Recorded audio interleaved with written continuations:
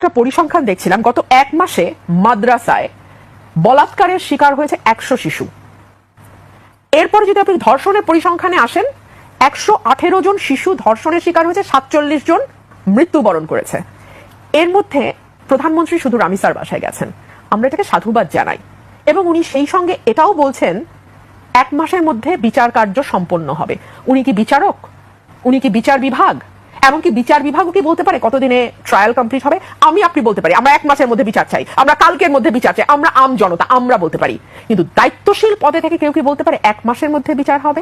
1 2 হলো, দেখুন এই যে রামিসার বাসায় যাওয়া, এটা ভালো ভালো নিশ্চয়ই ভালো, কিন্তু তাহলে সেই প্রধানমন্ত্রী, সেই স্বরাষ্ট্রমন্ত্রী এবং সেই আইনমন্ত্রীকে ভুয়া ভুয়া স্লোগান দিয়ে মানুষ ধাওয়া দিল কেন? রীতিমতো ধাওয়া, কারণ আমি দেখেছি তাদেরকে কর্ডন করে কোনো মতে গাড়িতে ঢোকানো হয়েছে। কেন কেন মানুষের মধ্যে এই ক্ষুব্ধতাটা কেন? এই জবাব তো এই সরকারকে বের করতে হবে, কারণ এর আগের সরকার 15 বছর 6 মাস সময় পেয়েছে, এই সরকার 5 মাস সময় পাবে কিনা এটা নিয়ে তো ভয় লাগছে এখন। কারণ 3 মাস যেতে না যেতেই যেই সরকারের প্রধানকে ভুয়া ভুয়া শুনে গাড়িতে গিয়ে লুকাতে হয়, সেই সরকার আর কয় মাস চলতে পারবে এই দেশে? এটা তো একটা প্রশ্ন।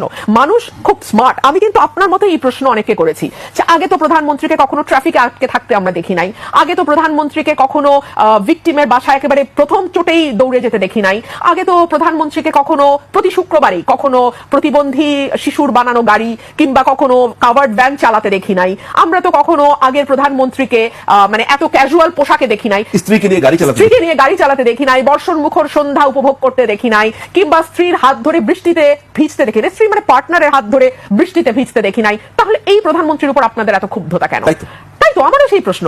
মানুষ এক কথায় চট করে বলে ফেলে স্টান্টবাজি, কিন্তু আমরা ভালোই বুঝি, মানে এই বিষয়গুলোকে যে মানুষ স্টান্টবাজি হিসেবে দেখছে, এটা সম্ভবত প্রধানমন্ত্রীর চারপাশে থাকা চাটুকাররা বাদে বাকি বাংলাদেশ বুঝতে পারছে। সো এগুলো তো খুব ভয়ের ব্যাপার। সে কারণেই কিন্তু রাষ্ট্রের বড় বড় পদে যারা জানেন, বিশেষ করে আমাদের মতন দেশ, যেই দেশে অনেক নাই, যেদিকেই দেখবেন সেদিকেই নাই, খাবার নাই, মূল্যস্ফীতি, অর্থনৈতিক মন্দা, নানান রকম নাইয়ের মধ্যে আমরা বাস করি, স্বাস্থ্যসেবা নাই, শিক্ষা ভালো পরিবেশ নাই, এই নাইয়ের মধ্যে যারা প্রধান হন তাদেরকে খুব সিলেক্টিভলি, খুব মাইনিউটলি তার চারপাশের মানুষকে সিলেক্ট করতে হয়। তারা যদি চারপাশে ভুল মানুষ নিয়ে ঘোরেন, তার পরিণতি না খুব